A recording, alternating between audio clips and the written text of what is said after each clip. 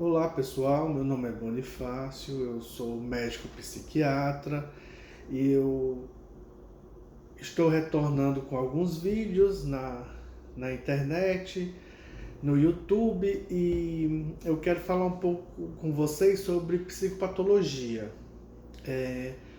Então a gente vai conversar sobre a psicopatologia geral e depois a gente vai falar sobre a psicopatologia especial, que é a psicopatologia dos transtornos mentais especificamente.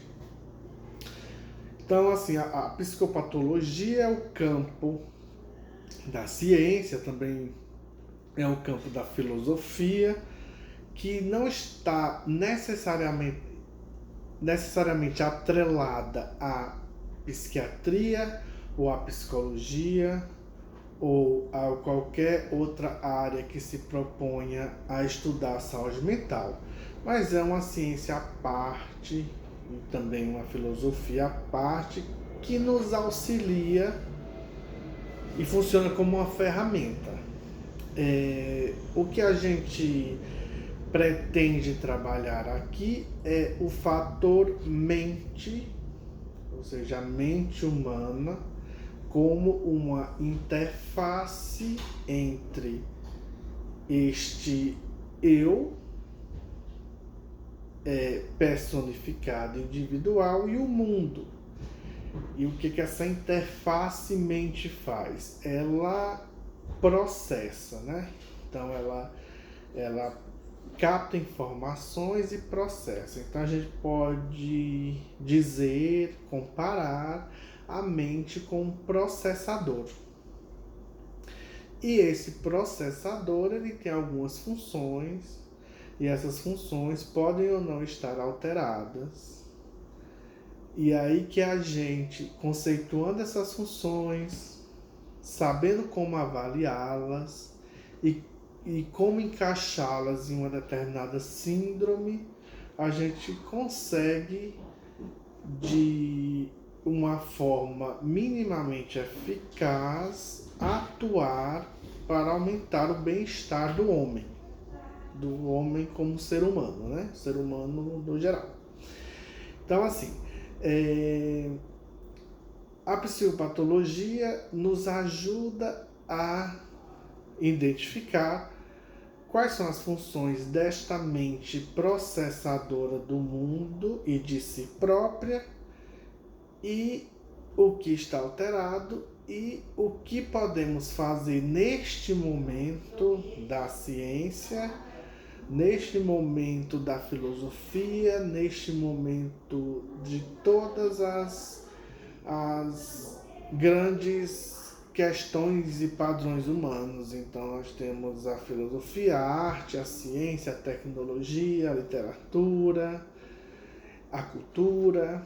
Então tudo isso nos põe num determinado ponto em que a gente estuda a mente, e dentro destas grandes áreas nós procuramos intervenções que ajude o ser humano a viver melhor. A primeira coisa que eu quero falar com vocês, a primeira função desta mente-mundo, dessa mente processadora, é a função de percepção. Então, o ato perceptivo. A percepção nós podemos conceituar como a função mental pela qual um estímulo é transformado em informação. Então esse estímulo ele pode chegar pelos órgãos do sentido, eles podem chegar por sensações internas, eles podem chegar como uma intuição. Então tudo isso é percepção, mas a percepção ela não nos informa sobre o mundo em si como ele é, ou seja, partículas, átomos, funções sutis como função de onda e função de partícula, como nos diz a física quântica. Então não é sobre esse mundo que a percepção atua. A percepção é a grande organizadora deste mundo. A percepção é aquela que traz coesão, realidade, pano de fundo para se trabalhar em um mundo real de possibilidades. Em um mundo real em que uma partícula subatômica pode ser onda e pode ser partícula ao mesmo tempo, a depender do observador ou se ela está sendo observada ou não. Então, a percepção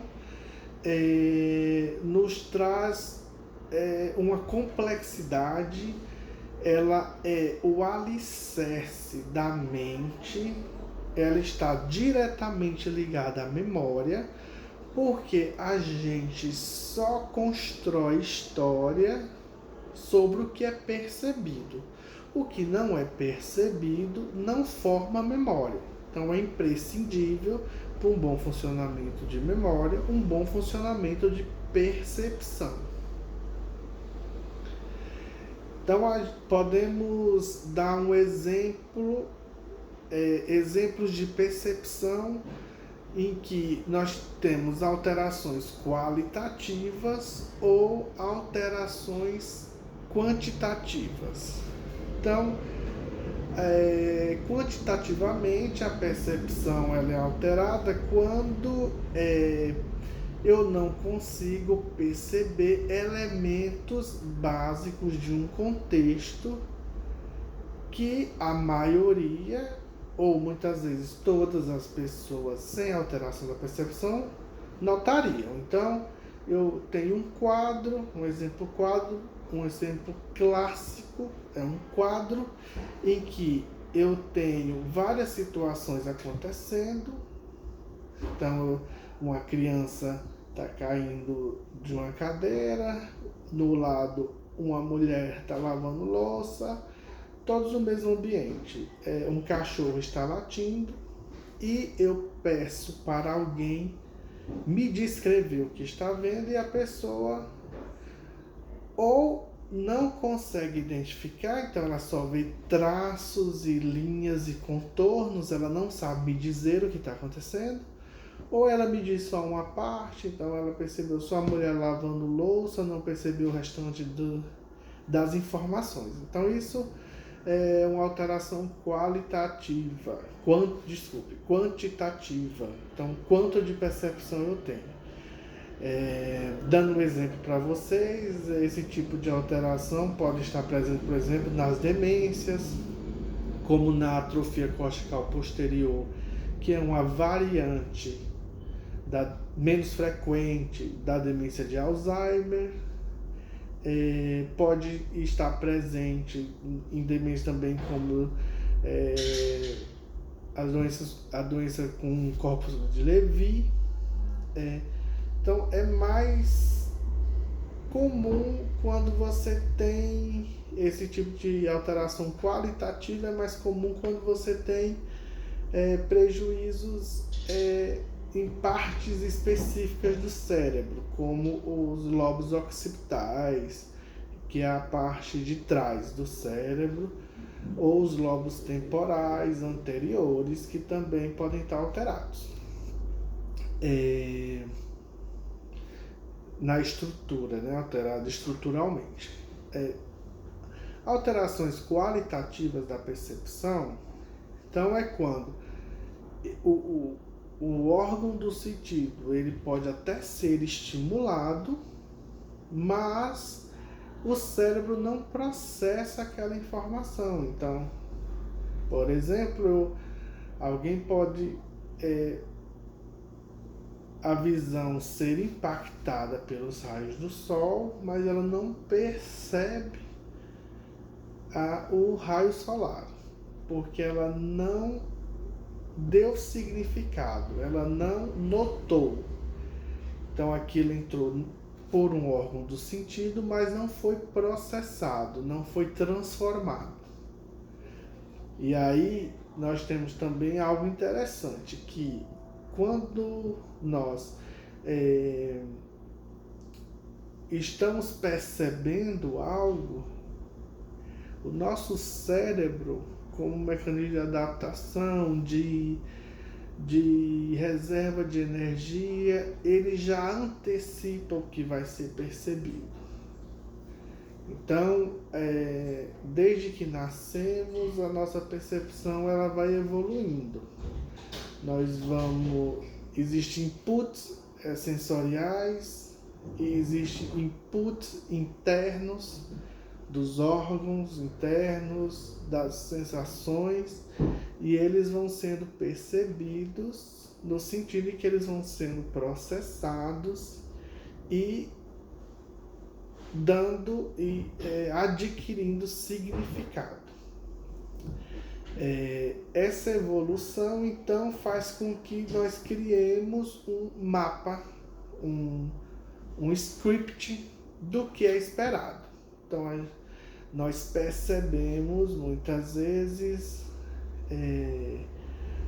uma sensação, antes da sensação existir no órgão do sentido, ou nós juramos ou percebemos algum objeto antes de que ele esteja no nosso campo de visão de fato, ou ouvimos ruídos e alguma alteração vibratória no ouvido sem um objeto criador, ou ouvimos mesmo antes dele vir de fato, do estímulo chegar de fato. Então a percepção ela antecipa muitas vezes o estímulo provocador. Então ela serve para que a gente fique aterrado no mundo real, digamos assim, no mundo compartilhado, através de frequentes antecipações de milissegundos, segundos.